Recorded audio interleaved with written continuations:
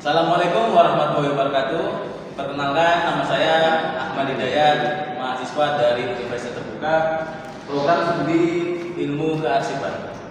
Dalam video kali ini, saya ditemani dengan Ibu Haja Fethi sebagai narasumber untuk pemenuhan tugas mata kuliah arsip sejarah desa. Ibu Haja Fethi adalah salah satu guru yang dari awal SMA Negeri 1 Jamlang sudah ada. Ibu Haji Fethi sudah mulai mengajar. Betul Bu, demikian. Boleh dikenalkan lebih dulu Bu, biar lebih jelas, biar lebih kenal juga dosen saya. Terima kasih atas kesempatannya. Nama saya Fethi Puspitasari, pengajar mata pelajaran IPS Geografi. Saya mulai mengajar pada tahun 1993. Mungkin itu saja. Kalau gitu kita langsung ke pertanyaan juga ya. Boleh.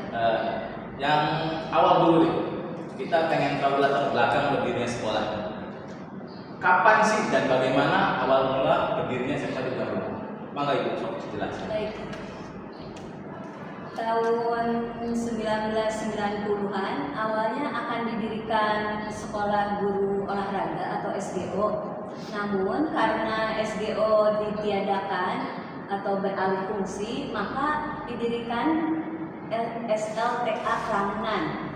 Kemudian pada tahun 2007-an berubah menjadi SMA Negeri 1 Jamlang dikarenakan pemekaran wilayah Kecamatan Jamlang. Pada waktu itu bagaimana Bu kondisi lingkungan sekitar sekolah saat pertama kali sekolah didirikan?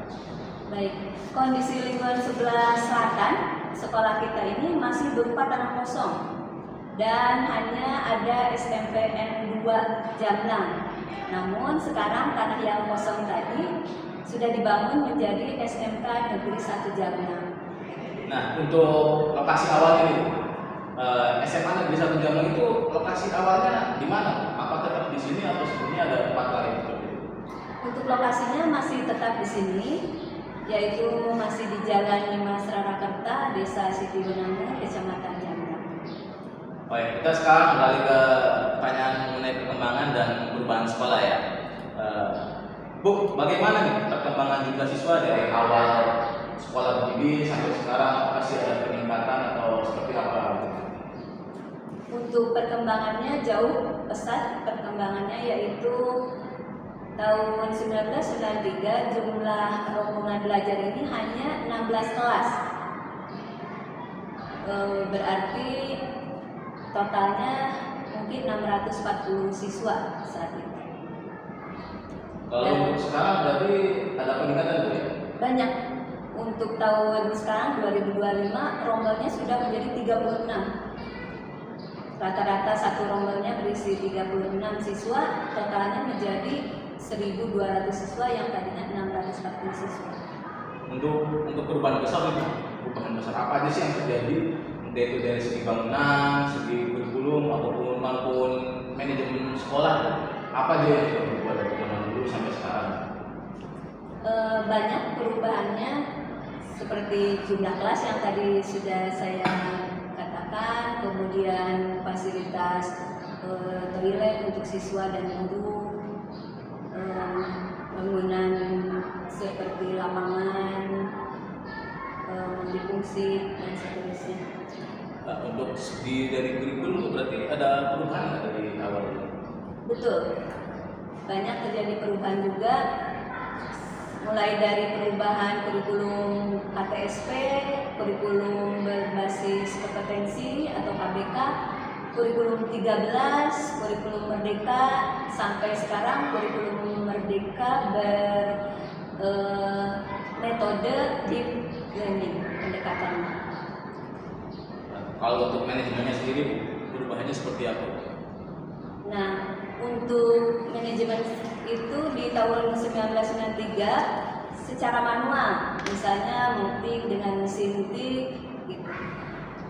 Kearsipan juga sama, namun sekarang sudah menggunakan teknologi. Mengikuti perkembangan zaman. Betul, iya, sehingga proses pembelajaran dan administrasi sekolah sudah mulai bertata rapi. Nah, untuk prestasinya nih, prestasi anak-anak itu perkembangannya seperti apa Bu? Yang baik dari akademik maupun non akademik dari masa ke masa, apa semakin meningkat atau memang dia sedikit aja ke siswa. Alhamdulillah untuk akademik, siswa banyak diterima di perguruan tinggi negeri maupun perguruan tinggi swasta, dan semakin tahun semakin bertambah jumlahnya itu dari segi akademik. Non akademiknya pun tidak kalah, siswa banyak meraih prestasi di bidang olahraga, misalnya futsal, atletik, dan lain-lain. Sekarang kita beralih ke sosok dan tokoh siapa saja nih yang berpengaruh dari sekolah kita tercinta ya. Nah, untuk kepala sekolah nih, kepala sekolah yang menjabat pertama kali di SMA bisa dicapai itu seperti apa? Terus waktu dia menjabat itu gaya kepemimpinannya seperti apa? Iya. Kepala sekolah pertama SMA Negeri 1 Jamlan ini bernama Bapak Ambas. Gaya kepemimpinannya beliau cukup demokratis ya, melibatkan guru, staf TU, siswa, dan setiap proses pengambilan keputusannya itu tidak lepas dari cara gaya demokratisnya. Kalau untuk alumni sendiri, dari alumni ini ada kontribusi apa sih ke sekolah ini? Dari awal mulai lulus hingga saat ini ada kontribusi yang tetap dia jalankan ke sekolahan? Ya, kontribusi para alumni sering juga mengadakan acara edufair ya, mengenalkan perguruan tinggi mereka masing-masing ke adik kelasnya, dan juga pernah mengadakan reuni alumni dari beberapa angkatan, dan kontribusinya ke sekolah memberikan fasilitas meskipun berupa pemberian AC, kemudian TV, dan cindera mata lain. Jadi alumni tersebut tidak lupa dengan Alma maternya.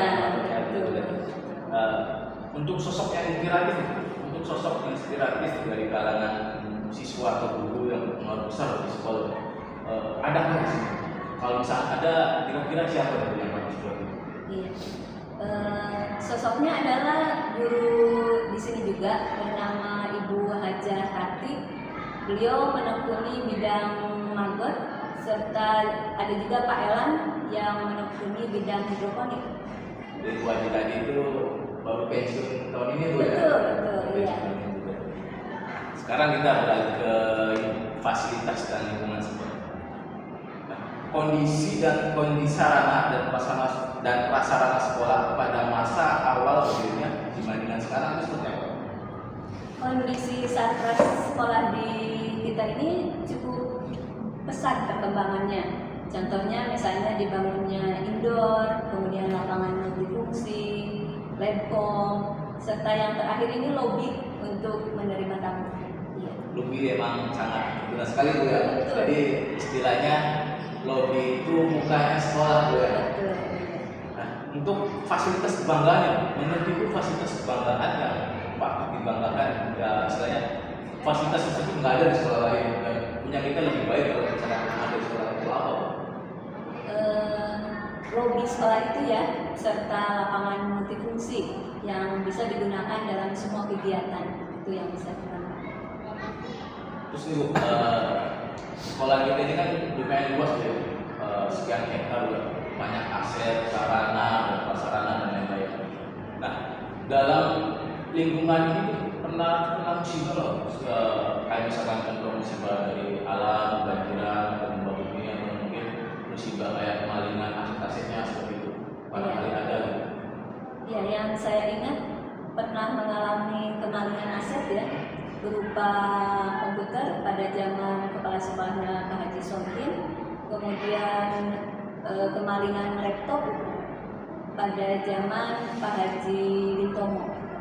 Berarti kita mengalami kemalingan 2 kali Bu ya, dan Iya. semuanya di aset komputer dan laptop. Betul.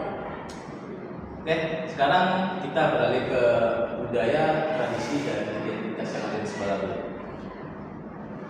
Ada nggak sih Bu tradisi, kegiatan, atau perayaan khas yang rutin dilakukan sejak dulu sampai sekarang?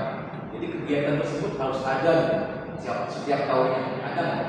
Ada pelepasan siswa kelas 12, kemudian milad sekolah, serta acara edufair yang Ibu bilang tadi cukup rutin oleh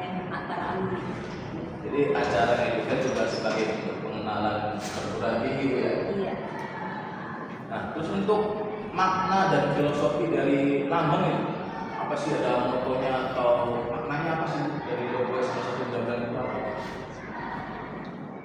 Makna atau filosofinya itu adalah tiada hari tanpa prestasi. Maka slogannya prestasi untuk prestise, yaitu menginspirasi semua warga sekolah untuk terus berprestasi gitu.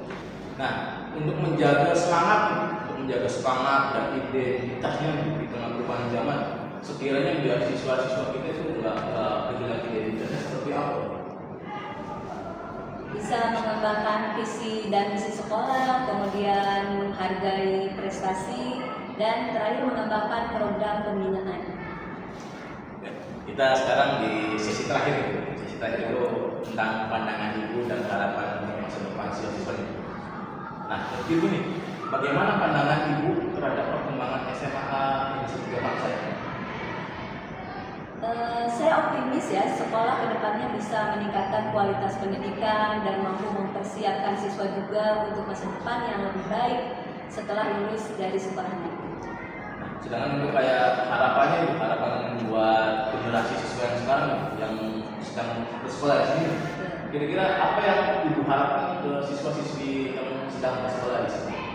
Baik, harapan saya pada generasi sekarang itu semoga generasi sekarang ini memiliki kesadaran akan pentingnya pendidikan dan terus berusaha untuk meningkatkan pengetahuan serta keterampilan mereka. Kalau menurut Ibu nih Bu, apa aja sih yang perlu dipertahankan dan apa yang perlu ditingkatkan di masa yang akan datang untuk siswa-siswi juga? Nah, menurut saya yang perlu dipertahankan salah satunya adalah kegiatan jalan sekolah. Sedangkan yang perlu ditingkatkan kembali adalah kegiatan kepramukaan. Kegiatan jalan sekolah bisa diibaratkan sebagai hari ulang tahun sekolah. Betul, iya. Biar anak-anak tetap ingat identitas mereka ya. Betul. Terus pertanyaan terakhir, jika boleh berpesan ke generasi sekarang atau mungkin lebih tepatnya ke siswa-siswi kita Bu ya, apa sih pesan atau harapan yang ingin disampaikan ke mereka? Teruslah belajar dan kembangkanlah diri untuk mencapai impian. Terima kasih Bu ya atas waktunya. Semoga apa yang diharapkan, apa yang dipesankan oleh Bu Aditi didengarkan oleh anak-anak, oleh siswa-siswi kita. Terus semoga semuanya bisa jadi lebih baik Bu ya, seperti yang kita ngobrol tadi. Mungkin sekian saja video sekarang. Ibu terima kasih banyak. Sama-sama. Sampai jumpa lagi. Wassalamualaikum warahmatullahi wabarakatuh.